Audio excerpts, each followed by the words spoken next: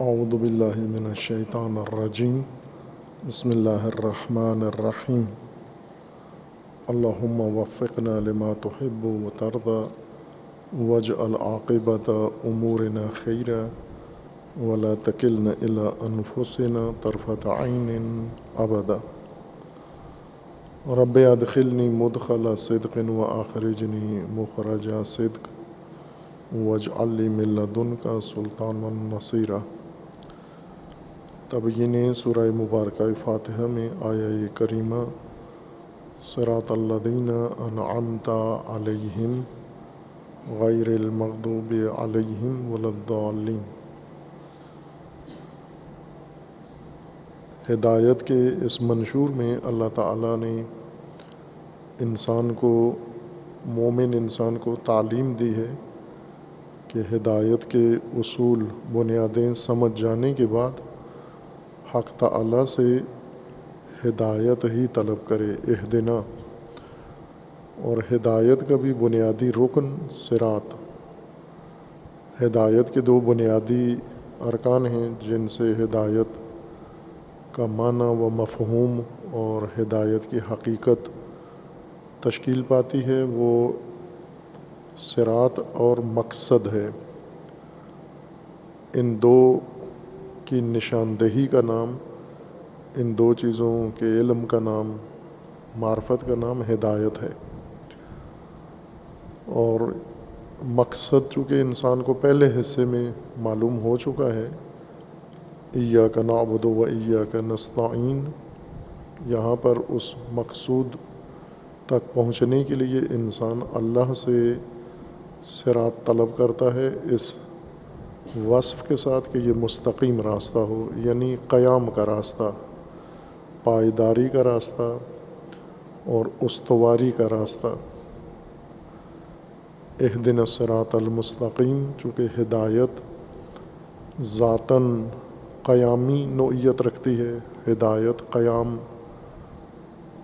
کی اپنی روح رکھتی ہے اور قیام کے اوپر استوار ہے، قائم ہے، لہٰذا انسان اللہ تعالیٰ سے صراط بھی قیام کے وصف کے ساتھ مانگتا ہے، صراط ہو جو قیام آور ہو اور قیام خواہ راستہ ہو۔ اور ساتھ ہی اس کے لیے صفت دیگر، خصوصیت دیگر بھی ذکر کر دی گئی ہے کہ صراط الذین انعمت علیہم، ان لوگوں کا راستہ، ان نسلوں کا راستہ، ان قوموں کا راستہ، اس معاشرے کا راستہ اور اس امت کا راستہ جن پر تیرا انعام ہوا ہے۔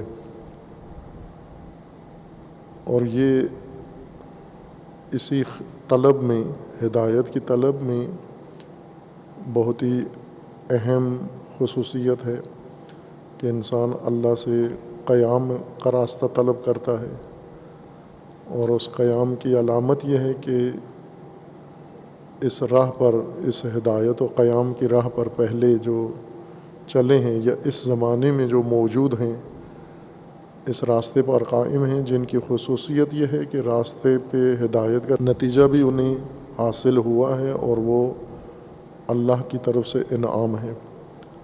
انعام کا مطلب ہے وہ تمام سہولتیں، آسانیاں، آسائشیں جو ہدایت کے لیے انسان کو دی جائیں، عطا کی جائیں، جن کے نتیجے میں عمل ہدایت انسان کے لیے آسان تر ہو جائے، باسہولت یہ ہدایت کا عمل انسان انجام دے، اور جس کے اندر انسان کو ایک سکون اور راحتی کا احساس ہو، دشواری نہ ہو، وہ وسائل، وہ مواقع اور وہ تمام مقدمات جو یہ خصوصیت انسان کے لیے ایجاد کریں، ان کو قرآن نے انعام کہا ہے یا نعمت کہا ہے۔ لغتاً نعمت اس احساس سکون کو کہتے ہیں، یا ہر وہ چیز جو انسان کو ایک آسائش کا یا سکون کا، راحتی کا احساس انسان کے اندر ایجاد کرے۔ قرآن کریم میں اس معنی کو محدود دائرے میں لیا گیا ہے. اصطلاح قرآنی اصطلاح لغوی سے تھوڑی سی محدود تر ہے. اصطلاح لغوی میں انعام ہر سہولت کو کہتے ہیں، خواہ وہ ہدایت کی راہ میں ہو، گمراہی کی راہ میں ہو، لہو و لعب کی راہ میں ہو، شہوت کی راہ میں ہو، فساد کی راہ میں ہو. اگر کوئی شخص چوری کرنا چاہتا ہے اور اسے ایسے وسائل اور مواقع میسر آ جائیں جس میں چوری کرنا اس کے لیے آسان ہو جائے، تو لغتاً یہ اس کے لیے نعمت ہے، چونکہ اسے سہولت محسوس ہوئی ہے کام کے دوران. اسی طرح اگر کوئی جرم کرنا چاہتا ہے اور اس جرم میں اسے ایسے اسباب فراہم ہو جائیں جس کے نتیجے میں جرم کا ارتکاب اس کے لیے آسان ہو جائے اور سہولت آ جائے، تو یہ نعمت شمار ہوگی لغوی اعتبار سے. لیکن قرآن کریم نے صرف ہدایت کی راہ میں آسائش اور ہدایت کی خاطر سہولت و آسانی کے ذریعے اور سبب کو ہدایت کہا ہے، منحصر کیا ہے اس کو ہدایت کے ساتھ. اور اس آیہ کریمہ میں بھی انسان اللہ تعالیٰ سے ہدایت کی راہ میں یہ راستہ طلب کر رہا ہے کہ وہ راستہ جس میں یہ سہولتیں میسر ہوں جنہیں دی گئی ہیں، ہمارے علاوہ جن کو دی گئی ہیں. اور مراد یہ نہیں ہے کہ ہم سے پہلے جن کو دی گئی ہیں، ہمارے علاوہ جن کو یہ سہولتیں میسر آئی ہیں وہی ہمیں بھی میسر آئیں، وہ ہمیں بھی عطا ہوں. صراط الذین انعمت علیہم. قرآن کریم نے منعم علیہم کے مصادیق ذکر کیے ہیں، مختلف اقوام میں، مختلف کرداروں میں اور مختلف شخصیات کے ذکر سے. اور کچھ عناوین ہیں عمومی، یعنی افراد معین نہیں ہیں بلکہ عنوان ذکر کر دیے گئے ہیں. وہ عنوان کسی پر بھی منطبق ہو سکتا ہے جو اس کا مصداق قرار پائے، جیسے نبیین ہیں، شہداء ہیں، صدیقین ہیں اور صالحین ہیں. یہ عناوین ہیں عمومی، اور جو بھی ان کے معنی و معیار کا حامل ہوگا اس کے اوپر یہ عنوان صدق کر سکتا ہے. یہ عنوان نبیین، صدیقین، شہداء و صالحین. اور اسی طرح قرآن کریم نے کچھ خصوصی مصادیق بھی اس کے ذکر کیے ہیں. الذین انعم اللہ علیہ، جن کے اوپر خداوند تعالیٰ نے انہیں یہ سہولت، یہ نعمت انہیں فراہم کی ہے جس کے نتیجے میں وہ راہ ہدایت آسانی اور سہولت سے طے کر سکتے ہیں. سورہ مبارکہ نساء میں آیہ شریفہ میں جس عنوان کا ذکر ہے، چند عنوان، ان میں نبیین ہیں. نبیین یعنی وہ ہستیاں جو حامل منصب نبوت ہیں. یہ ایک مصداق ہے، یا کہیں پہلا مصداق ہے اور نمایاں عنوان ہے منعم علیہم کا. یعنی اللہ تعالیٰ نے انبیاء کرام کو جو کچھ عطا کیا ہے ہدایت کی سہولت کے اسباب کے طور پر، وہی انسان بھی اللہ تعالیٰ سے طلب کرتا ہے. منصب نبوت اللہ تعالیٰ کی طرف سے ایک ذمہ داری انبیاء کرام کے اوپر عائد ہوتی ہے. ظاہر ہے یہ منصب انسان کسب نہیں کر سکتا، یہ اللہ تعالیٰ کی طرف سے عطا ہوتا ہے. جہاں خدا چاہے جس کو چاہے یہ منصب عطا کر دیتا ہے. انسان ہر چند اہلیت رکھتا ہو، لیکن ضروری نہیں کہ اس قابلیت کی بنیاد پر انسان کو منصب دیا جائے. بہت سارے لوگ ہیں جو قابلیت کے لحاظ سے ان کے اندر ساری صفات پائی جاتی ہیں لیکن حامل منصب نبوت نہیں ہیں. منصب اور مرتبہ، منصب اور درجہ میں فرق ہے. مراتب، انسان کے کمالات کے مراتب، ان کے اندر انحصار نہیں ہے کہ یہ فلاں انسان کو عطا ہوں گے اور فلاں کو نہیں ہوں گے عطا. مراتب کمالات، وہ چیزیں جو انسان کی شخصیت کے لیے کمال شمار ہوتی ہیں، درجہ شمار ہوتی ہیں، یہ عمومیت رکھتی ہیں یہ درجات.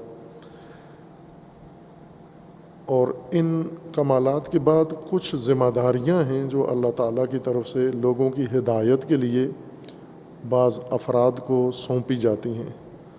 بعض برگزیدہ انسان جنہیں اللہ تعالیٰ نے ایک معیار کے تحت انتخاب کیا ہے تاکہ یہ دوسروں کے لیے بھی وسیلہ ہدایت بنے.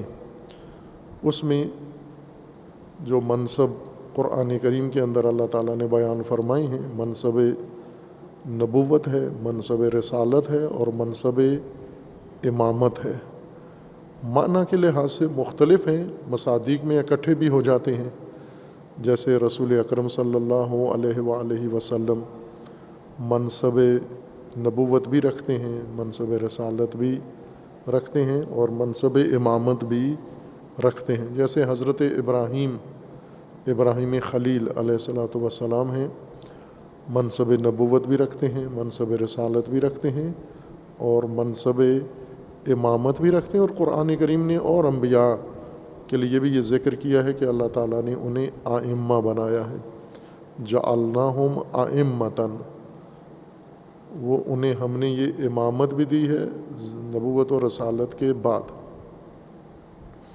ان میں تفکیک بھی ہو سکتی ہے کہ بعض ہستیاں ایسی ہوں جو منصب نبوت و رسالت و امامت اکٹھے رکھتی ہیں اور بعض صرف امام ہوں لیکن نبوت و رسالت کا منصب انہیں نہ دیا جائے، جیسا کہ ائمہ اطہار علیہم السلام کے لیے ہے. یہ ہستیاں خود بھی ہدایت کی محتاج ہیں، انہیں بھی اللہ تعالیٰ کی جانب سے ہدایت چاہیے اور نعمت چاہیے. نعمت ہدایت کا وسیلہ، ہدایت کی سہولت اور ہدایت کی آسانی، جس کے ذریعے سے ہدایت کا حصول آسان تر ہو جائے، سہل ہو جائے اور راحت ہو جائے.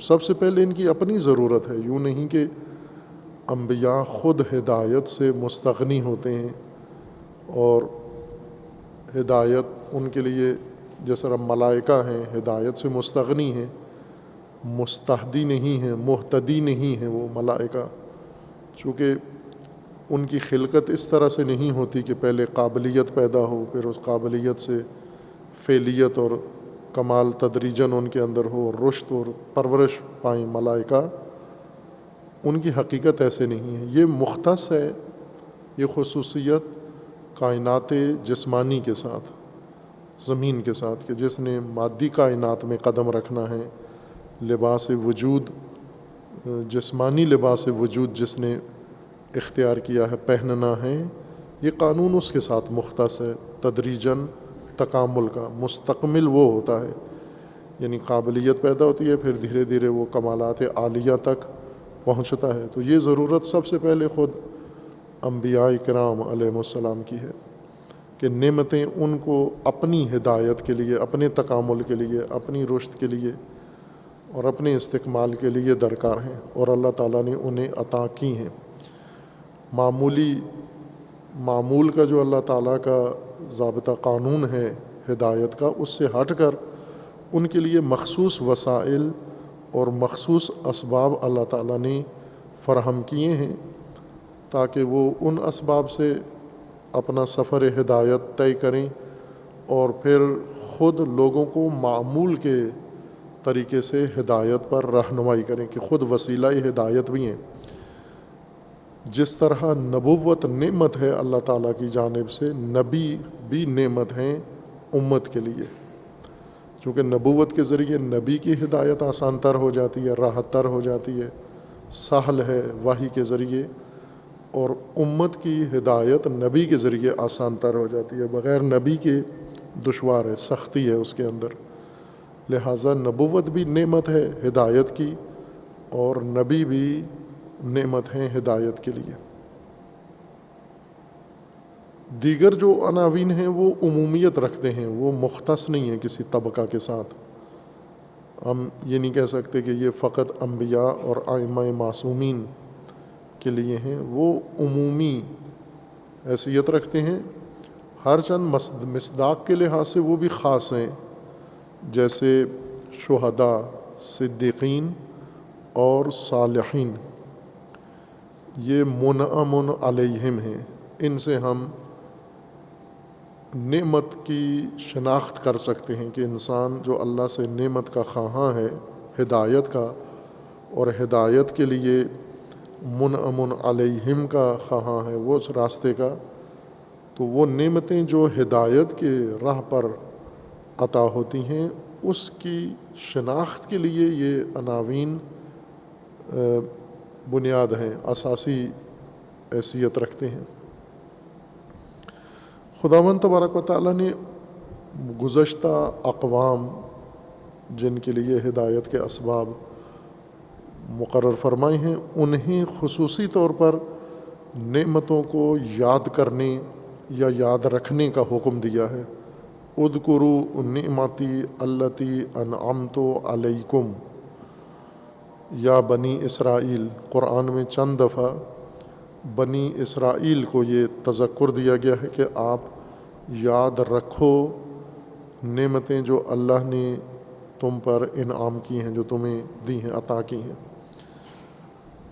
اور نعمت چونکہ ہدایت کا وسیلہ ہے، بنی اسرائیل کو یہ ساری نعمتیں عطا ہوئی ہیں، اور ان نعمتوں کے بدولت بنی اسرائیل نے ہدایت پائی بھی ہے اور اس ہدایت میں سبقت بھی لی ہے، فضیلت بھی انہوں نے حاصل کی ہے. بعض ادوار میں بعض بنی اسرائیل کی نسلوں نے اور تمام عالمین پر انہوں نے فوقیت حاصل کی ہے ہدایت کے میدان میں.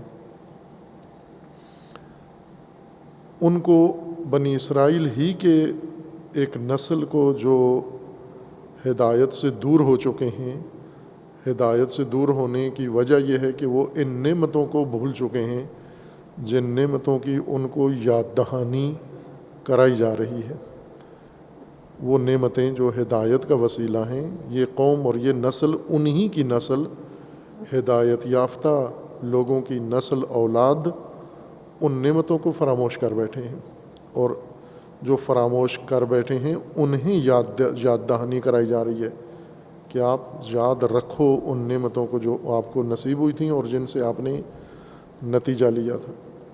ان نعمتوں کو اگر ہم دیکھیں جو بنی اسرائیل کو ملیں اور جن کے ذریعے سے انہیں فضیلت و برتری و فوقیت عالمین پر نصیب ہوئی، ان میں بھی سر فہرست نبوت ہے کہ اللہ تعالیٰ نے بنی اسرائیل کو ذلت سے، پستی سے، گمراہی سے نکالنے کے لیے آغاز جس نعمت سے کیا وہ نبوت ہے.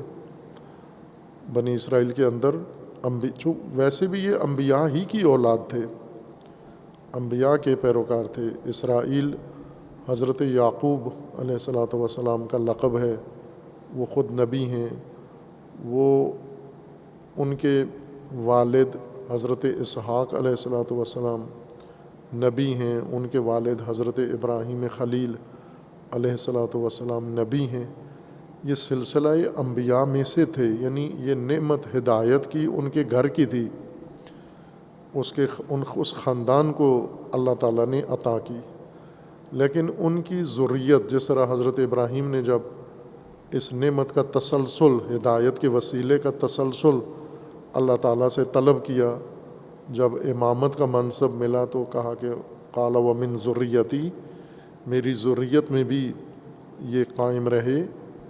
تو وہیں پر حضرت ابراہیم کو بتا دیا گیا کہ آپ کی ذریت میں ظالمین نہیں ہو سکتے اس کے لائق اور حقدار. تو یہ جو بنی اسرائیل ہیں یہ ذریت حضرت ابراہیم میں سے وہ ظالمین ہیں جو تمام ہدایت کے ذریعے وسیلے فراموش کر بیٹھے، اور اس فراموشی کے نتیجے میں پھر مسکنت و ذلت و غلامی و محکومی اور بہت ہی پستی گھٹیا پن ان کو نصیب ہوا. دیکھنے پڑے وہ دن اس ذلت سے نکالنے کے لیے دوبارہ ان کو وہی پہلی چیز دوبارہ عطا کی گئی، جس طرح حضرت ابراہیم علیہ الصلاۃ والسلام کو نبوت دی اور وہ ان کے لیے باعث عظمت بنی، باعث ہدایت، پھر یہ اس سے دور ہوئے، پھر ان کی اور نسل کو دوبارہ عطا ہوئی حضرت موسیٰ علیہ الصلاۃ والسلام کی صورت میں یہ منصب، اور اس سے پہلے اولاد ابراہیم میں یہ منصب جاری رہا، اور پھر حضرت موسیٰ کے بعد پھر یہ ان نعمتوں سے دور ہو گئے، ان نعمتوں کو فراموش کر بیٹھے، محروم ہوئے، پھر گمراہی پر واپس جا پہنچے، اور اب عہد رسول اللہ صلی اللہ علیہ وآلہ وسلم میں یہی ذریت ابراہیم جو محروم ہیں، ظالمین محروم ہو گئے ہیں، انہیں پھر تذکر دیا جا رہا ہے کہ یاد رکھو اس نعمتوں کو جو آپ کو عطا کی گئی تھی، وہ کیا تھیں۔ اب بھی اگر دوبارہ تم ہدایت چاہتے ہو تو انہی نعمتوں سے حاصل ہوگی یہ ہدایت آپ کو۔ ہدایت کے مختص معین اسباب ہیں، ذریعے ہیں جن سے آپ کو ہدایت نصیب ہوگی، عہد ابراہیم میں ہو، عہد حضرت موسیٰ میں ہو، اور عہد رسول اللہ میں ہو، اور یا آج موجودہ انسان ہو یا آنے والا انسان ہو مستقبل میں، انسان کی کسی بھی نسل کو ہدایت انہی وسیلوں سے حاصل ہونی ہے جن کی یاد رکھنے کا حکم اللہ تعالیٰ نے دیا ہے۔ ذکر کا مطلب یہ ہے کہ انسان اپنے ذہن کے اس حصے میں ان امور کو رکھے کہ جن کے ذریعے سے انسان کا ارادہ تشکیل پاتا ہے، انسان کے ذہن کا وہ حصہ، وہ صفحہ، وہ امور، شعوری امور جن کے ذریعے سے انسان ارادہ کرتا ہے، جن کی اتنی اہمیت ہوتی ہے، ارجحیت ہوتی ہے کہ وہ انسان کے ارادے کا سبب بنتے ہیں، انہیں ذکر یعنی اس جگہ انسان رکھے۔ جیسے ہم روزمرہ جو کچھ کرتے ہیں وہی کو کرتے ہیں جو ہمارے ذکر میں ہے، جو ہمارے ذاکرہ میں ہے، جو ہمیں ارادے کا محرک بن رہا ہے۔ ہم جانتے بہت ساری چیزیں ہیں، یاد بہت ساری چیزیں ہیں، حافظہ ہمارا بھرا ہوا ہے، لیکن حافظے میں جتنی چیزیں رکھی ہوئی ہیں اس کے مطابق ہم کبھی نہ سوچتے ہیں، نہ عزم کرتے ہیں، نہ ارادہ کرتے ہیں، نہ نیت کرتے ہیں۔ ہم ان چیزوں کو انجام دیتے ہیں جو ہمارے صفحہ ذاکرہ میں موجود ہیں، یادداشت میں، یعنی محرک معلومات یا محرک آگہی، وہ جو انسان کو ارادے پر اکساتی ہے، تذکر اس کو کہتے ہیں۔ نعمتوں کو وہاں رکھنا ہے آپ نے، ہدایت کے وسائل اس صفحے میں ہونے چاہیے، اس ذہن کے شعور کے اس حصے میں آپ کے موجود ہونے چاہیے، تاکہ ہمیشہ ان کے مطابق آپ ارادہ کر سکیں، عزم کر سکیں، فیصلہ ان کے مطابق کر سکیں۔ ہمارے ذہن میں جو کچھ ہے وہ بہت کم چیزیں ہمارے فیصلے میں شامل ہوتی ہیں۔ جیسے ہم پڑھتے ہیں بہت ساری معلومات، علمی اصطلاحات ہیں، ہماری زندگی کے کسی فیصلے میں کوئی دخل نہیں ہے ان کا، عملی اقدام میں کوئی دخل نہیں ہے، کسی عمل عکس العمل میں ان کا کوئی کردار نہیں ہے، وہ محض علمی اور معلوماتی حیثیت رکھتی ہیں۔ لیکن ہماری وہ چیزیں، مثلاً ہم نے کسی کی مخالفت کرنی ہے، کسی کی مخالفت میں ہم بول پڑے ہیں، تو یہ کس نے ہمیں گفتگو کروائی ہے؟ اس خاص معلومات نے یا اس خاص معرفت نے جو ہمارے ذاکرہ کے اندر ہے اور جو ہمیں تحریک کرتی ہے، اکساتی ہے مخالفت پر۔ اور یہ وہ حافظے میں موجود معلومات نہیں ہیں بے خاصیت، جن کی علمی قدر تو ہے لیکن عملی قدر نہیں ہے ان کی۔ یا جیسے ہم اپنے ذاتی کوئی کام انجام دیتے ہیں، اجتماعی کام کرتے ہیں، یہ سب اس ذکر کے نتیجے میں ہے۔ ذکر محرک علم کو یا محرک آگاہی کو کہتے ہیں، جس کے اندر تحریک کا بھی عنصر پایا جاتا ہو، اور آگاہی محرک اس وقت بنتی ہے جب اس شعور کے اس حصے میں آئے، جہاں پر وہ ترجیح قرار پاتی ہے انسان کے ارادے سے جس کا تعلق ہوتا ہے، یعنی اس کے بعد فوراً ارادہ کر لیتا ہے انسان۔ ان نعمتوں کو کہا گیا کہ اس یاد میں رکھنا ہے آپ نے، یعنی جہاں سے ارادہ آپ نے بننا ہے۔ تو ظاہر ہے جب نعمت ذکر میں یاد میں آ جائے گی، یاد میں جب ذکر کو نعمت کو رکھو گے تو اگلا قدم ارادہ ہے اس نعمت کو بروئے کار لانے کا، استعمال میں لانے کا۔ اور نعمت ہے ہی وہ چیز جو ہدایت کا وسیلہ ہے، اور ہدایت کا سہل وسیلہ ہے جو سہولت اور آسانی پیدا کرتا ہے ہدایت کے لیے۔ تو ذاکرہ میں لانا یا متذکر ہونا اس ہدایت کی طرف، یعنی فوراً ہی انسان اس وسیلے کو اپناتا ہے، اختیار کرتا ہے اور ارادہ کر کے اس کو عمل میں لے آتا ہے فوراً۔ یہاں سے انسان کی ہدایت کا عمل نعمت کو بروئے کار لا کر شروع ہو جاتا ہے۔ ان نعمتوں کی نوعیت ضروری ہے واضح ہونا، کیونکہ نعمتوں کا باب مسلمین مومنین کے ذہنوں میں مخلوط ہو چکا ہے، یعنی ہمارے ذہن میں واضح تصور نعمت کا نہیں ہے۔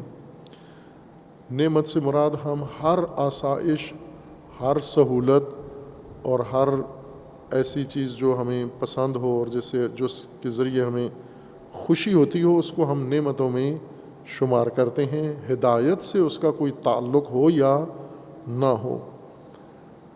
اب ظاہر ہے جب ہم نعمتیں اللہ سے مانگتے ہیں یا نعمتیں ہمارے پاس موجود ہوتی ہیں اور نعمت کو ہدایت سے کاٹ کر، ہدایت سے جدا کر کے ہم نے نعمت کو سمجھا ہوا ہے، نتیجہ یہ ہے کہ اب نعمتیں ہمارے کسی کام نہیں آ رہی ہیں، یا نعمتیں جو ضروری ہیں ہمارے لیے ہم ان کے خواہاں نہیں ہیں۔ اس خلط کا نقصان یہ ہوا ہے، ہم جن چیزوں کو نعمت قرار دے کر طلب کر رہے ہیں وہ ہماری ہدایت میں بے خاصیت ہیں، بے اثر ہیں، وہ ہماری تشخیص دی گئی نعمتیں ہیں۔ جیسے اکثر لوگ ہوتے ہیں اولاد کے خواہاں ہوتے ہیں، اولاد کو ایک نعمت سمجھتے ہیں۔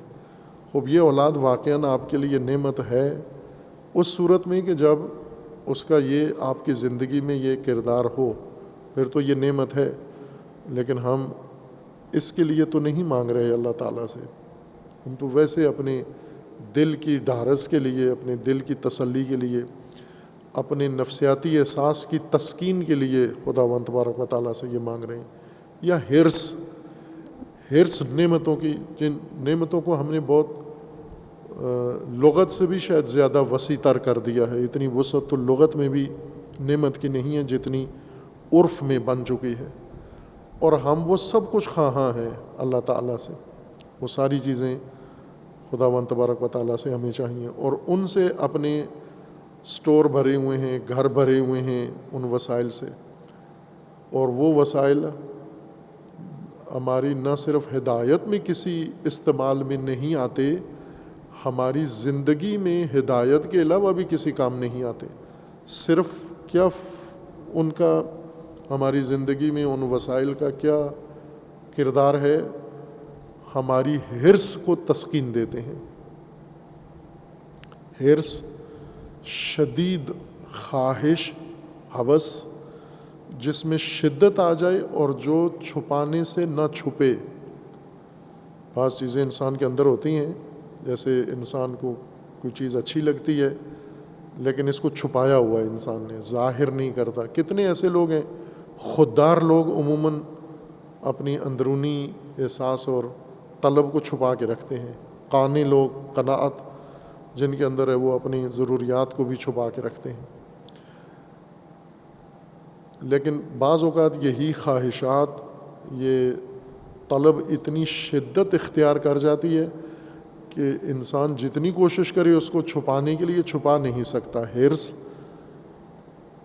اونٹنی کو کہتے ہیں، اونٹنی کے اس حالت کو کہتے ہیں جس میں اس کے تھنوں میں دودھ آ جاتا ہے، اتر جاتا ہے شدت کے ساتھ اور ٹپکنے لگتا ہے۔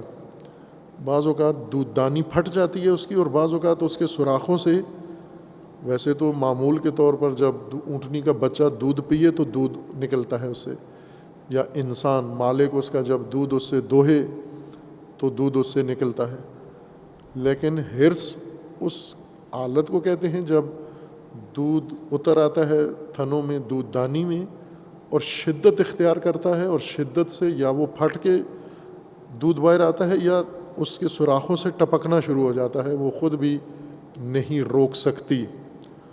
یہ ہر حرص ہے. اسی کو انسان کے لیے لیا گیا ہے کہ انسان کی جو خواہش ہے بعض اوقات اس میں اتنی شدت آ جاتی ہے انسان اسے چھپا نہیں سکتا، یا زبان سے ادا کر دیتا ہے، یا کسی رویے سے اس کو ظاہر کر دیتا ہے، کسی حرکت سے اس کو ادا کر دیتا ہے. سمجھ میں آ جاتی ہے لوگوں کو کہ یہ چاہتا کیا ہے. یہ جو وسائل کی خواہش ہے انسان کے اندر، حرص ہے زیادہ. حرص ان چیزوں کی طلب ہے جو ہدایت کے بھی کام نہیں آ رہی اور زندگی میں بھی کام نہیں آ رہی، یعنی کسی لاہ و لابھ کے بھی کام نہیں آتی. کچھ وسائل ایسے ہیں ہدایت میں تو استعمال نہیں ہوتے لیکن لاہ و لابھ میں استعمال ہوتے ہیں، ان کے ذریعے انسان لاہ و لابھ کرتا ہے. جیسے موبائل ہے، خوب اگر ہدایت کے کام نہیں آ رہا تو فساد کے کام تو آ رہا ہے، گمراہی میں استعمال ہو رہا ہے، وسیلہ بنا ہوا ہے، لاہ و لابھ میں وسیلہ بنا ہوا ہے. حرص وہ موبائل ہے جو آپ نے لے کے رکھا ہوا ہے اور اس کو صرف دکھانے کے لیے رکھا ہوا ہے، آپ نے نہ اسے ہدایت لے رہے ہیں نہ اسے گمراہی کا استفادہ کر رہے ہیں. یہ حرص کو تسکین دیتا ہے. یہ گھروں میں رکھے ہوئے زیورات، یہ اسٹوروں میں بھرا ہوا سامان، یہ جو زندگی میں شاید ایک دفعہ بھی استعمال نہیں کیا، الماریاں بھری ہوئی، یہ حرص کی تسکین ہے. یہ سرے سے نہ وسائل زندگی ہیں، نہ وسائل لاہ و لابھ ہیں، نہ وسائل ہدایت ہیں. یہ ہمیں ان ساری چیزوں کو پہلے خود ذہنی طور پر سمجھ کر، ان کو تفکیک کر کے ایک دوسرے سے علیحدہ کر کے پھر ہمیں دیکھنا ہے کہ ہمیں درکار کیا چیزیں ہیں. ہمیں نعمت چاہیے، ہدایت کی سہولتیں اور ہدایت کے وسیلے چاہیے. ہمیں لاہ و لابھ کے اسباب بھی نہیں چاہیے، حرص کو تسکین دینے والی چیزیں بھی نہیں چاہیے. یہ وبال ہیں، یہ تباہی ہیں. جتنی انسان کے پاس زیادہ کثرت ہوگی حرص کی، ان چیزوں کی، محروسات کی، اتنا ہی انسان ہدایت سے محروم تر ہوتا جائے گا. اس انسان کے پاس حتی فرصت نہیں ہے، حریص لذت بھی نہیں اٹھاتا، عیش زندگی بھی نہیں ہے اس کی زندگی میں. حریص خسیس ہو جاتا ہے چونکہ حرص ہے شدید، فقط خواہش ہے کسی شے کے حصول کی، اس کے خرچ کرنے سے ڈرتا ہے. پیسے کی اگر اس کو خواہش ہے تو پیسہ خرچ نہیں کرے گا، بخیل ہو جائے گا، خسیس ہو جائے گا. لہٰذا یہ نہ اس کے ہدایت کا وسیلہ ہے یہ مال، نہ اس کی گمراہی کا وسیلہ ہے، صرف اس کے حرص کو تسکین دیتا ہے، احساس کو تسکین دیتا ہے. بس نعمتوں کی تفکیک کے لیے کہ ہمیں وسائل کو درجہ بندی کرنا ہے. وہ وسائل جو ہماری ہدایت کے وسیلے ہیں، مادی ہوں یا معنوی ہوں، دونوں چاہیے. ہدایت یوں نہیں کہ فقط علم سے ہدایت ہوتی ہے، باقی چیزیں ہدایت میں دخیل نہیں ہیں، نہ. ابھی قرآن ہمیں پورا نظام جب ہدایت کا سمجھائے گا تو وہ چیزیں بہت ساری جنہیں ہم دنیا کہتے ہیں وہ سب ہدایت کے وسیلے ہیں اور بہت ہی مؤثر وسیلے ہیں، اور اللہ تعالیٰ نے وہ ان امتوں کو عطا کیے ہیں، منعم علیہم کو. اسی لیے یہ خصوصیت ساتھ تکرار ہوئی ہے. اگر ہم خود اللہ تعالیٰ سے ہدایت طلب کریں اور ہدایت کے وسیلے، تو یہ فہرست مختلف ہوگی ہر ایک کی. ابھی مثلا موجود نسل انسان کی، مومنین مسلمین، ان میں سے جو دعائیں اللہ تعالیٰ سے ہم طلب کرتے ہیں، ان دعاؤں کے محتوا، مفاد اور مضمون دعاؤں کا بہت مختلف ہے. مثلا جو معنویات اللہ تعالیٰ سے طلب کرتے ہیں، ہماری نظر میں یہ سب سے اچھے بندے خدا کے یہ ہیں جو اللہ تعالیٰ سے صرف معنوی امور طلب کرتے ہیں، اللہ سے اللہ کی ذات کا قرب طلب کرتے ہیں اور اس کے لیے معنوی وسائل طلب کرتے ہیں. خوب اس معنوی وسائل میں بھی اگر ہم غور کریں تو بہت ساری چیزیں نظر انداز ہیں، اور بہت ساری چیزیں شاید بے خاصیت ہیں، یہ معنویات جو یہ طلب کر رہے ہیں اللہ تعالیٰ سے۔ اس لیے منعم علیہم کا ذکر ہے کہ الذین انعمت علیہم، یہ ایک یوں سمجھے کہ تجربہ شدہ چیز انسان اللہ سے طلب کرتا ہے، جس کا تجربہ ہو چکا ہو، غیر مجرب نہیں مانگ رہے آپ۔ صراط الذین انعمت علیہم یعنی یہ کام ہو چکا ہے کہ ہدایت کے انعام وسائل کچھ لوگوں کو، کچھ نسلوں کو، جمعیتوں کو، اقوام کو عطا ہوئے ہیں، اور ان وسائل سے وہ ہدایت تک پہنچے ہیں۔ بس اس کا مطلب ہے کہ یہ مجرب وسائل ہیں، محتمل نہیں ہیں، گمان نہیں ہے۔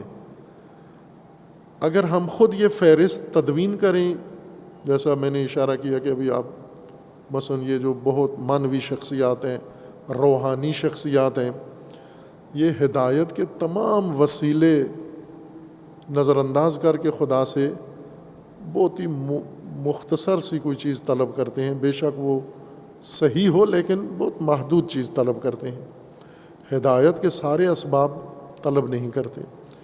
اس لیے انسان کو یہ تعلیم دی جا رہی ہے کہ آپ ہدایت جب طلب کریں تو ساتھ یہ قرینہ نصب کر دیں کہ صراط الذین انعمت علیہم، جن پر انعام ہو گیا ہے اور اس انعام، ان نعمتوں سے انہوں نے ہدایت پا لی ہے، وہی وسائل ہدایت ہمیں بھی عطا ہوں۔ خوب اب ہم قرآن کریم میں دیکھیں وہ کیا چیزیں ہیں تاکہ صراط الذین انعمت علیہم میں ہم ان کے خواہاں ہوں اللہ تعالیٰ کی بارگاہ سے۔ بنی اسرائیل کو اللہ تعالیٰ نے توجہ دلائی ہے کہ اب یاد کرو کیا کیا خدا نے تمہیں دیا تھا جس سے تمہیں برتری اور فوقیت ملی۔ سب سے پہلی چیز نبوت ہے، نعمت نبوت تھی، یعنی نبی مبعوث ہوئے ان کے اندر، آسمانی کتاب ہے بنی اسرائیل کے لیے جو ہدایت کا ذریعہ بنے، وہ یہ چیزیں تھیں۔ آسمانی کتابیں نازل ہوئیں، انبیاء مبعوث ہوئے، ائمہ منصوب ہوئے، اور ان کو وہ پورا منشور دیا گیا جو قرآن کریم میں ذکر ہے۔ جیسے حضرت موسیٰ علیہ السلام کو خداوند تبارک و تعالیٰ نے پورا ایک دستور العمل دیا امت کے لیے کہ آپ بیوت بنائیں، جا کر اسی محکوم غلام قوم کے مراکز تعمیر کریں، ان مراکز میں اقامت الصلاۃ کریں، اور اقامت الصلاۃ کر کے پھر انہیں خوشخبری دیں آزادی کی اور ہدایت و نجات کی۔ خوب یہی وہ مصادیق ہیں بنی اسرائیل کے لیے، یا اس سے پہلے خداوند تبارک و تعالیٰ نے انہیں بہت کچھ عطا کیا۔ جیسے حضرت داؤد علیہ الصلاۃ والسلام کو قرآن ہی میں ان کا ذکر ہے، انہیں خداوند تبارک و تعالیٰ نے نبوت دی۔ حضرت سلیمان علیہ الصلاۃ والسلام کو اللہ تعالیٰ نے نبوت دی، حکومت دی، اقتدار دیا، قوت دی، تسلط دیا، سلطہ دیا ان کو۔ یہ باعث برتری بنی اسرائیل بنے۔ ہم بھی خداوند تبارک و تعالیٰ سے ہدایت مانگ رہے ہیں، اہدنا الصراط المستقیم صراط الذین انعمت علیہم۔ خوب انعمت علیہم جن کے ذریعے سے انہیں فوقیت ملی اور ہدایت ملی ہے، وہ تو حکومت ہے، اقتدار ہے، ان کو ملک اللہ تعالیٰ نے عطا کیا، اور اس عطا کا طریقہ بھی ذکر کیا گیا کہ کس طرح، کس اہلیت و قابلیت و لیاقت کے بعد اللہ تعالیٰ نے ان کو اس کا حقدار ٹھہرایا، سمجھا، اور یہ نعمتیں ان کو عطا کر دیں۔ کسی زمانے میں بنی اسرائیل محروم تھے، سرگردان تھے، ضالین میں سے تھے۔ ابھی ہم طلب کریں گے کہ غیر المغضوب علیہم ولا الضالین، مغضوب علیہم وضالین نہ ہوں۔ بنی اسرائیل دونوں حالتیں طے کر چکے تھے، مغضوب بھی رہے ہیں اور ضالین بھی رہے ہیں۔ قرآن میں ذکر ہے کہ یہ ایک بڑا عرصہ بے حیثیت قوم و امت ضالین میں سے تھے، سرگردان، اتنے سرگردان تھے کہ یہ اپنا دیار و وطن بھول گئے تھے، جغرافیہ بھول گئے تھے اپنا، ہم کس سرزمین کے ہیں۔ روزانہ سفر کرتے، دن کو چھپتے بھی دشمنوں سے چھپ کر، دن کو کسی پناہ گاہ میں، کسی درے میں، وادی میں یہ پناہ لے لیتے، رات کو نکل کر ستاروں کی مدد سے یہ سفر کرتے۔ صبح جب ہوتی، سورج طلوع ہوتا تو دیکھتے کہ وہیں پہ کھڑے ہوئے جہاں سے چلے تھے، تیہ، وہ دوران تیہ انہوں نے حیرت و سرگردانی و گمشدگی کا جو زمانہ گزارا، 40 سال لکھا گیا ہے کہ بعد از حضرت موسیٰ 40 سال تک تیہ کی حالت میں رہے۔ اسی کو ضالین کہتے ہیں، آئے گا باس آگے معنی اس کا کریں گے۔ بس یہ بھی بنی اسرائیل نے دور دیکھا، مغضوب علیہم دور بھی دیکھا، منعم علیہم دور بھی دیکھا۔ وہ جو ان کی ترقی کے اسباب تھے، ان کی خوشحالی کے اسباب تھے، ان کے اچھی زندگی، مرفہ زندگی کے اسباب تھے، وہ بھی قرآن کریم نے ذکر کیے ہیں، اور ہماری ہدایت میں اس کا حوالہ دے دیا ہے کہ صراط الذین انعمت علیہم ایک نمونہ بنی اسرائیل ہیں۔ اس کے علاوہ بہت فردی اور اجتماعی نمونے قرآن کریم میں خداوند تبارک و تعالیٰ نے ذکر فرمائے ہیں۔ دوسرا ہے منعم علیہم میں شہداء، یہ بھی منعم علیہم ہے، یعنی اس طبقے کو بھی اللہ تعالیٰ نے انعام کیا ہے، یعنی وسائل ہدایت، سہولیات ہدایت، آسائش ہدایت ان کی بھی شامل حال ہوئی ہے، جبھی تو شہداء بنے ہیں۔ شہداء قرآن کریم میں مقتول فی سبیل اللہ کے لیے استعمال نہیں ہوا، کوئی ایک مورد بھی ایسا نہیں ہے کہ جہاں پر شہید سے مراد قتیل فی سبیل اللہ ہو۔ وہ جن کو ہم شہداء کہتے ہیں یا روایات میں شہداء کہا گیا مقتول فی سبیل اللہ، اس کو مقتول فی سبیل اللہ ہی کہا ہے، الذین قتلوا فی سبیل اللہ، انہیں شہید کے لفظ سے نہیں بیان کیا گیا، قتلوا فی سبیل اللہ کے عنوان سے ذکر کیا گیا ہے۔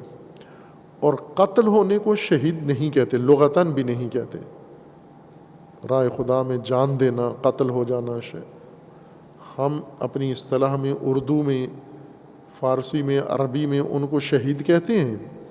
شہید ان کا اعزاز ہے جو قتل کی وجہ سے انہیں ملتا ہے، دیا جاتا ہے، ایک ایوارڈ ہے، ایک عنوان ہے، منصب ہے جو انہیں عطا ہوتا ہے، نہ کہ قتل ہونا شہادت ہے، جیسے ہمارے ہاں زبان میں ہو گیا ہے کہ فلاں کو شہید کر دیا گیا۔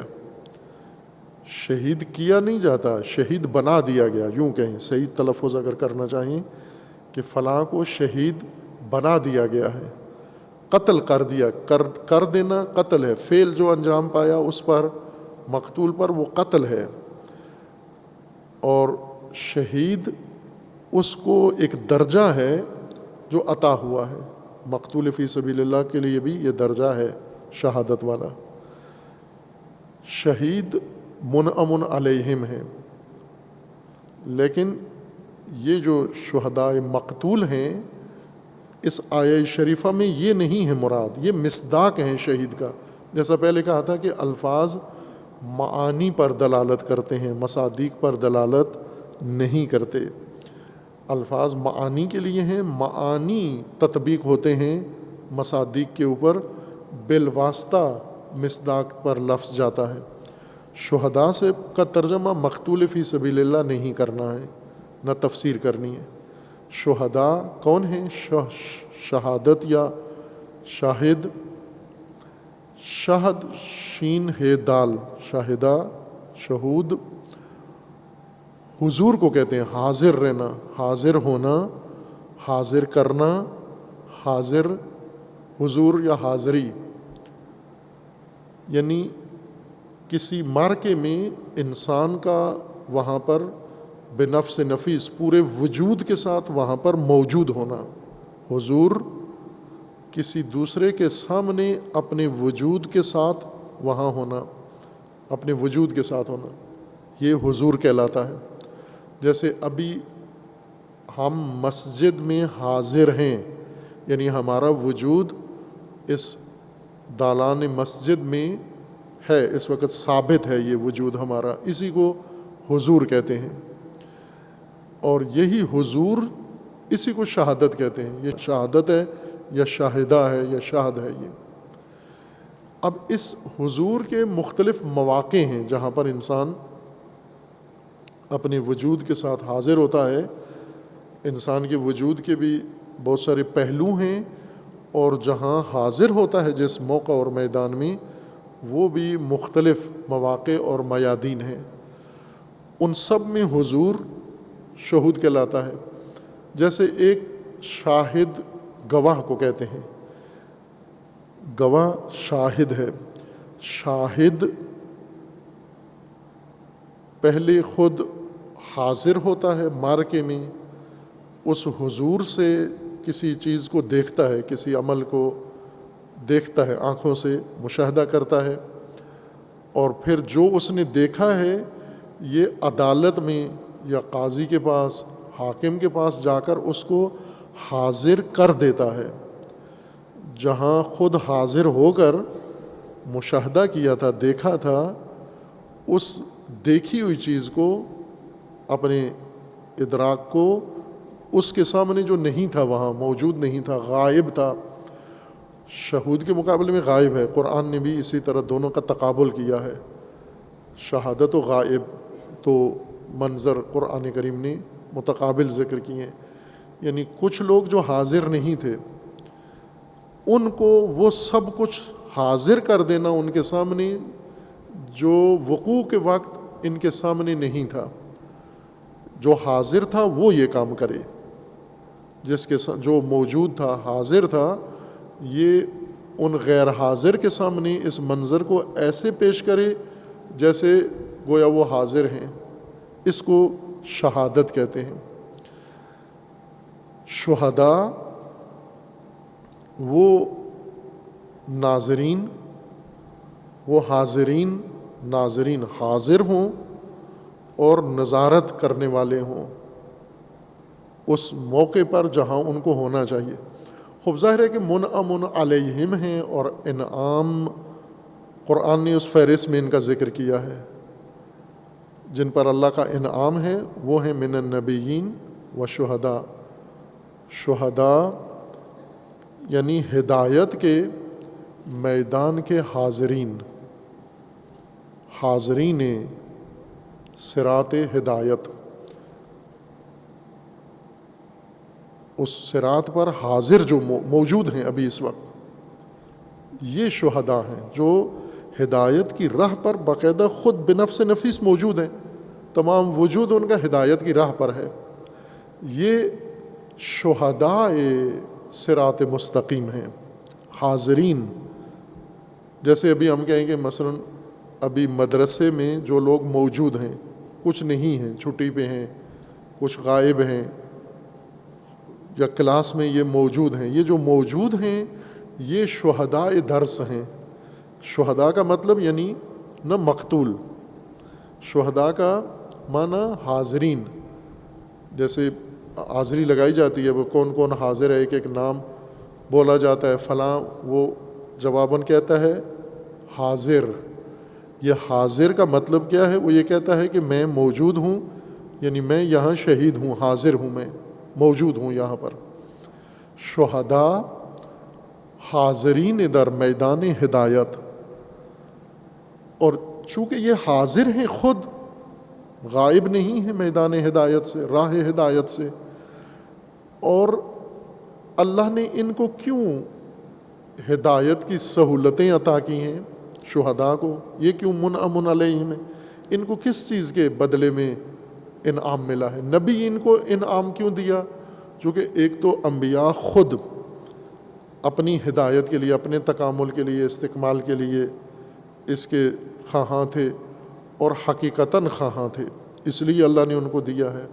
مستعد تھے، آمادہ تھے، اللہ تعالیٰ نے ان کو یہ انعام ان کے شامل حال کیا ہے۔ دوسرا، انبیاء کو اس لیے دیا گیا ہے چونکہ وہ خود وسیلہ ہدایت بننا ہے، انہوں نے خود نعمت بننا ہے، ہدایت کی آسائش و سہولت بننا ہے انہوں نے۔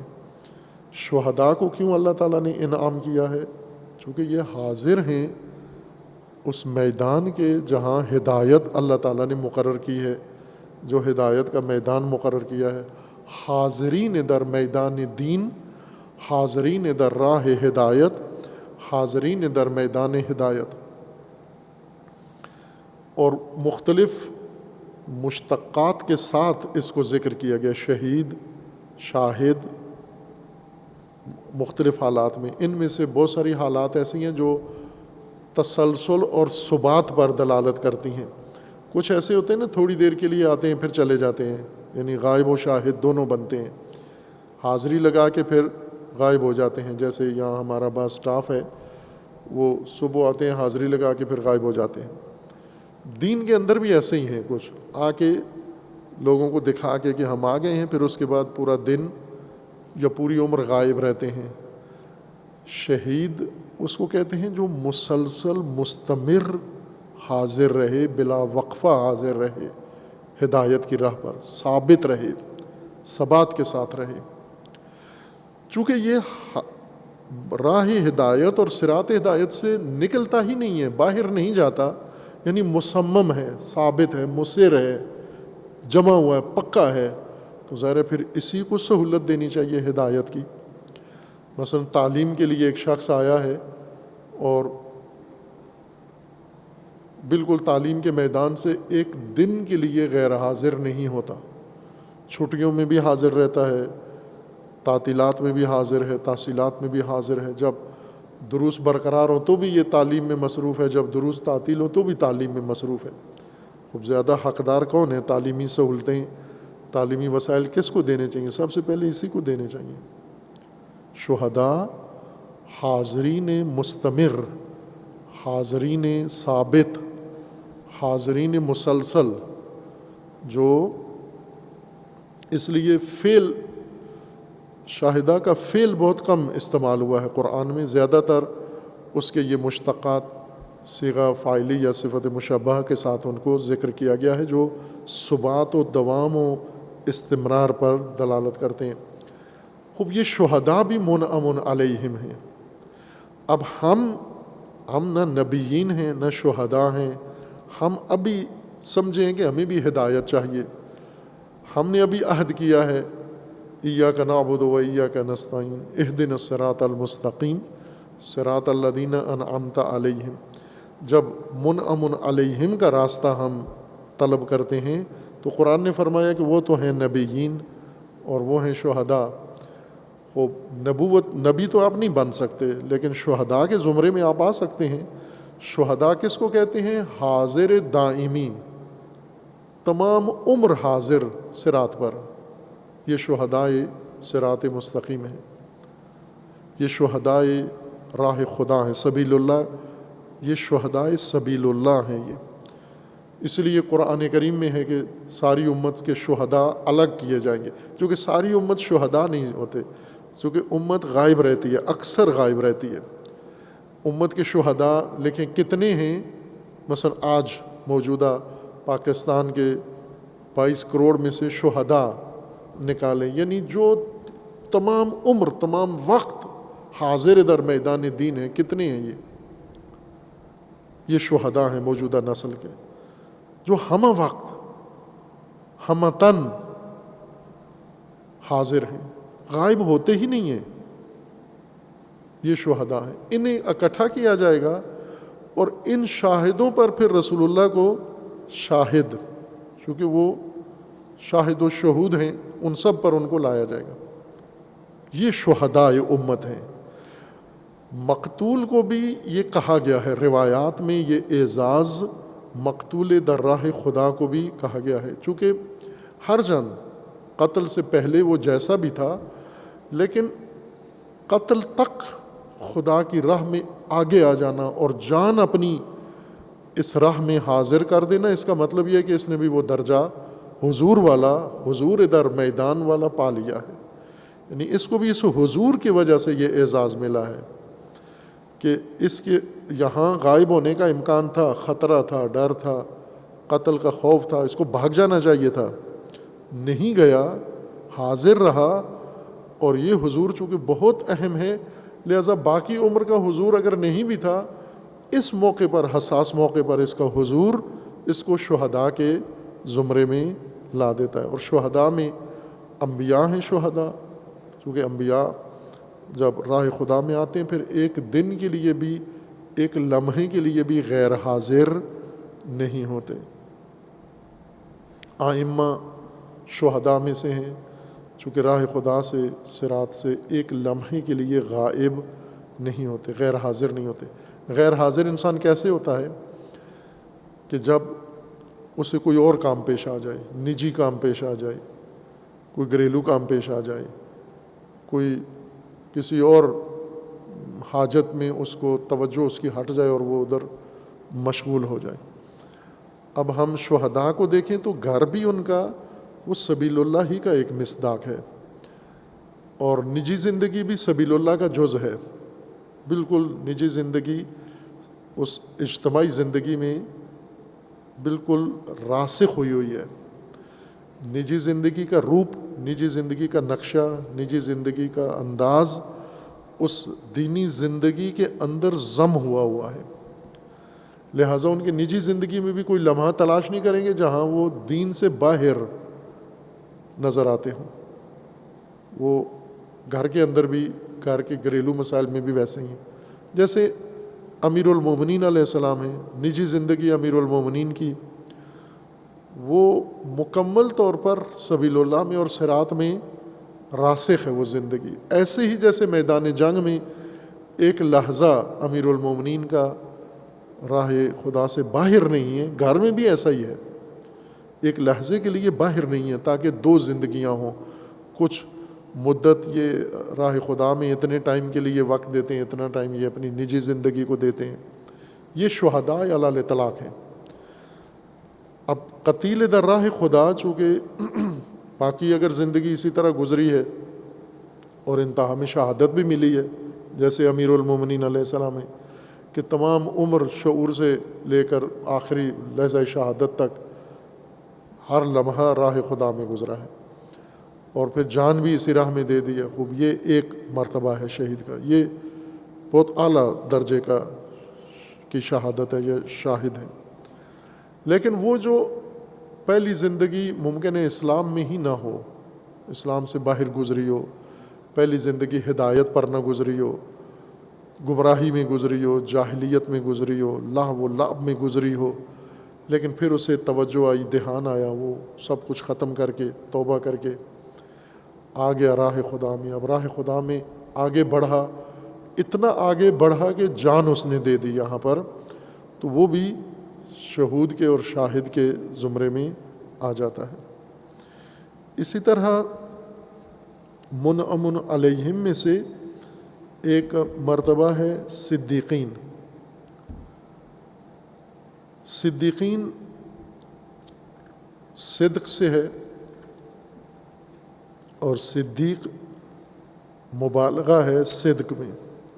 بہت صادق، بہت راسخ در صدق، یا کہیں کہ فانی در صدق، ایسا کہ صدق اس کی ایک شخصیت کی پہچان بن جائے. جو راسخ در صدق ہو اور فانی در صدق ہو اس کو صدیق کہا جاتا ہے.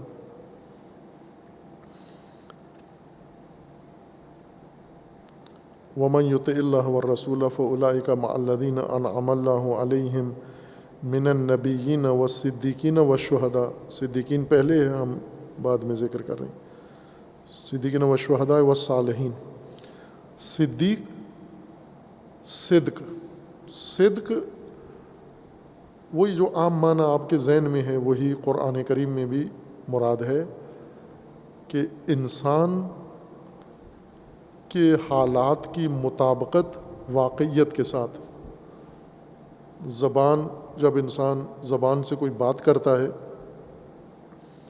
اپنے اعتقاد کی تو یہ گفتگو، یہ قول اس کے دل عقیدے کے بالکل مطابق اگر ہے، جیسے وہ آپ سے کہتا ہے کہ میں آپ کا خیر خواہ ہوں، واقعاً دل سے بھی ہے اور زبان پہ بھی لا رہا ہے، تو یہ صادق انسان ہے، یہ صدق ہے۔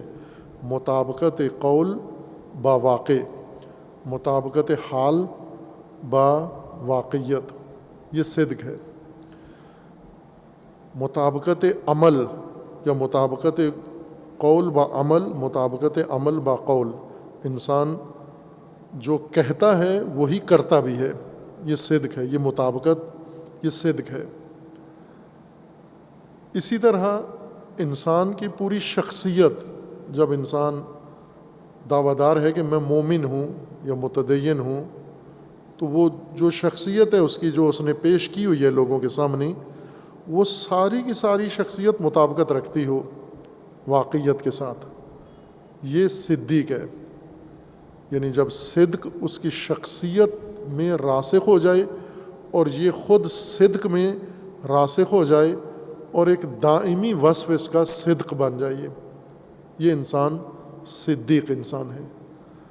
اب یہ صدیق بھی منعم علیہم ہیں، یہ بھی ان پر بھی اللہ کا انعام ہے۔ انعام سے مراد یعنی وہ ہدایت کے اسباب، ہدایت کی سہولتیں، ہدایت کے وسائل، ہدایت کے مواقع، جن سے ہدایت کا سفر آسان و سہل ہو جاتا ہے، وہ اللہ تعالیٰ نے ان کو بھی عطا کیا ہے، اور ہم ان کا بھی حوالہ دے کے طلب کرتے ہیں کہ صراط الذین انعمت علیہم، اور اللہ تعالیٰ کا فرمان ہے کہ ان میں سے صدیقین ہیں۔ اس کا یہ بھی معنی ہے کہ آپ کو بھی اگر ان کو وسائل ہدایت ملے ہیں تو یہ عناوین سببیت رکھتے ہیں۔ شہداء کو کیوں اللہ نے انعام دیا ہے، یعنی نعمتیں ہدایت کے وسیلے دیے ہیں؟ اسی شہود کی وجہ سے، اسی حضور کی وجہ سے، یہی سبب ہے۔ یہ عنوان بتا رہا ہے کہ یہی وجہ تھی۔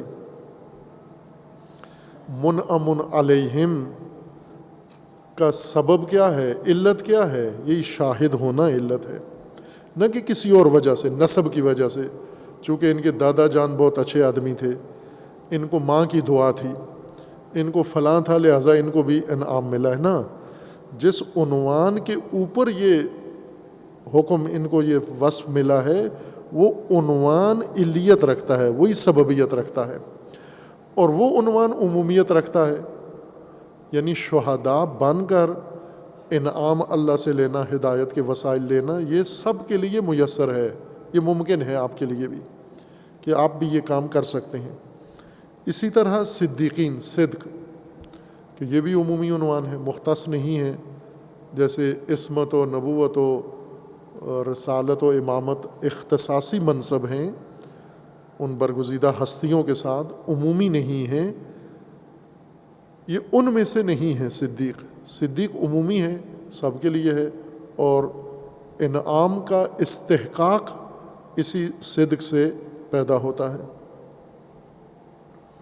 والصالحین، چوتھا عنوان اس آیہ شریفہ میں سورہ نساء کی صالحین ہے۔ صالحین کا ترجمہ بھی ہم نیک ہی کرتے ہیں، سب کا، مفلحون کا ترجمہ بھی نیک، ابرار کا ترجمہ بھی نیک، ہر ترجمہ نیک کرتے ہیں۔ صالح صلاح سے ہے، یعنی جس شخص کے اندر یہ قابلیت آ جائے، یعنی ایک فاعلی قابلیت، ہم دو معنی میں اردو میں استعمال کرتے ہیں، فاعلی طاقت کچھ کرنے کی، اور ایک ہے انفعالی طاقت کچھ لینے کی، کچھ کرنے کی صلاحیت، کچھ لینے کی صلاحیت۔ جو انسان کے اندر صلاحیت، قابلیت ہو، طاقت ہو، قوت ہو کچھ کرنے کی، فاعلی طاقت ہو، اس کو کہتے ہیں صالح، جو کچھ کر سکتا ہو۔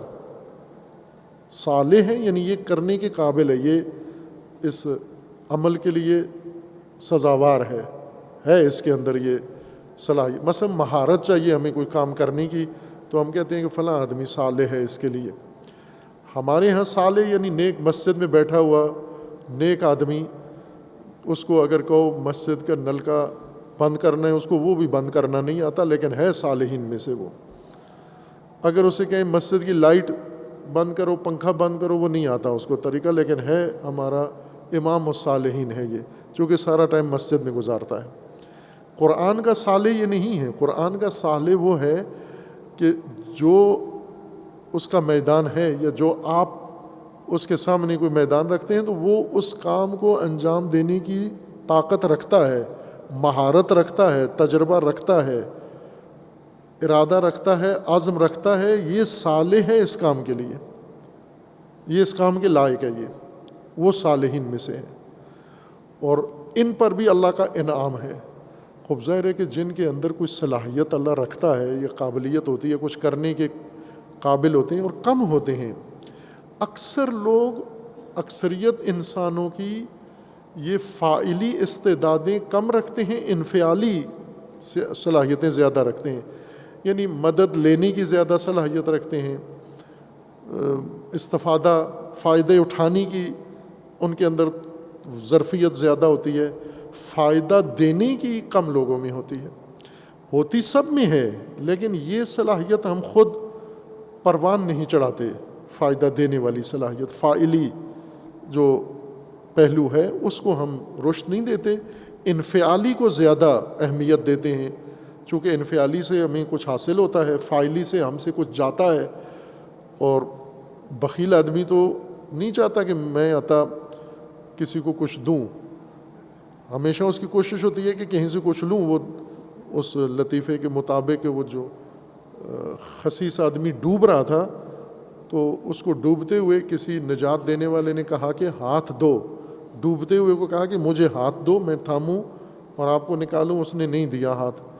تو کسی نے اس کو کہا کہ اس کو نہ کہو کہ ہاتھ دو، یہ نہیں دے گا، آپ اس کو کہو ہاتھ لو، میرا ہاتھ لو۔ تو اس نے ایسا ہی کیا، اس نے کہا ہاتھ لو، اس نے فوراً تھام لیا، نکال کے پھر اس سے پوچھا کہ بھائی یہ کیا ماجرا ہے، میں نے کہا تھا ہاتھ دو تو تم نے ڈوبنا پسند کیا، ہاتھ نہیں دیا، اب میں نے کہا ہاتھ لو تو فوراً تھام لیا۔ تو اس نے کہا کہ یہی ہمیں سکھایا گیا ہے کہ دینا کسی کو نہیں ہے، لینا ہے سب سے آپ نے۔ تو یہ قابلیت صالح کی جو قابلیت ہے، فاعلی قابلیت ہے۔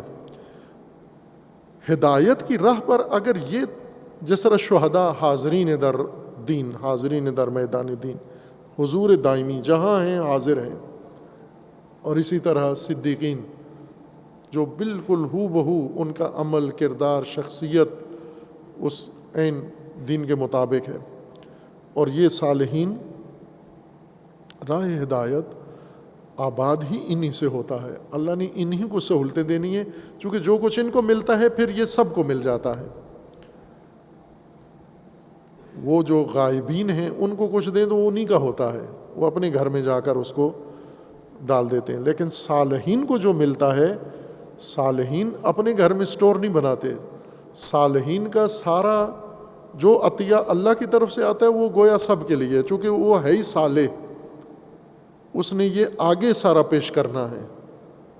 جس طرح انبیاء کرام ہیں، ائمہ اطہار ہیں، جو کچھ انہیں اللہ کی طرف سے ملتا ہے وہ سب امت کو عطا ہو جاتا ہے۔ اسی طرح صالحین کو اللہ دے، صالحین راہی ہیں اور پیشوا ہیں صراط مستقیم کے۔ صراط مستقیم قیام والا راستہ، قیام کا راستہ۔ ہمیں راہ قیام کی ہدایت چاہیے، جس میں ہم قائم رہیں اور وہ راستہ بھی ہمیں قائم رکھے، اور اس راستے پر ہمیں قیام و استقامت کی ہر چیز مہیا ہو، اور اس قیام کے میں سے جو ہمیں اللہ تعالیٰ کی طرف سے چاہیے ہدایت کے وسیلے، وہ ہے صراط الذین انعمت علیہم، وہ راستہ صراط والا جو انعمت علیہم کا ہے۔ یعنی دوسرے لفظوں میں آپ نے اللہ تعالیٰ سے بڑی نفاست، ظرافت سے، خود اللہ نے تعلیم دی ہے، یہ ظرافت اللہ نے سکھائی ہے کہ اس طرح خدا سے ظریف طریقے سے مانگو، غلیظ طریقے سے نہ مانگو۔ اللہ تعالیٰ سے طلب کرو کہ صراط الذین انعمت علیہم، یعنی ان لوگوں کا راستہ جن پر تیرا انعام ہے، یعنی دوسرے لفظوں میں صراط بھی چاہیے، صراط کے لیے جو نعمتیں ہیں وہ بھی چاہیے، صراط کے لیے جو سہولت کے ہدایت کے سہولتیں ہیں، ہدایت کے وسائل ہیں، وہ بھی سارے چاہیے، اور وہ بھی ہم مانگ رہے ہیں بڑی ظرافت کے ساتھ کہ انعمت علیہم کا راستہ ہم چاہتے ہیں۔ تو یوں نہیں کہ بتا دیا جائے، ایڈریس دے دیا جائے کہ یہ انعمت علیہم، وہ اسی گاڑی پہ گئے تھے، آپ بھی اسی میں بیٹھ جاؤ، یہ نہیں مانگ رہے۔ انعمت علیہم یعنی وہ ساری نعمتیں بھی مانگ رہے ہیں، وہ ساری سہولتیں بھی اللہ سے طلب کر رہے ہیں، اور اللہ تعالیٰ نے وہ دینی ہے۔ اسی لیے تو ہمیں اس طرف متوجہ کیا ہے کہ یہ ہدایت اور نعمت ایک ساتھ مانگنی ہے، ہدایت و نعمت، ورنہ ہدایت مانگ کے نعمت نہیں مانگو گے تو ہدایت کا سفر آپ سے طے نہیں ہوگا۔ ساتھ پھر آگے وہ استثناء بھی کر دیا ہے غیر المغضوب علیہم ولا الضالین، کہ وہ بھی ایک طبقہ ہے جو ہدایت کے باب میں ضالین ہیں اور مبغوض علیہم ہیں، یہ بعد میں بیان ہوگا انشاءاللہ۔ صلی اللہ علیہ محمد۔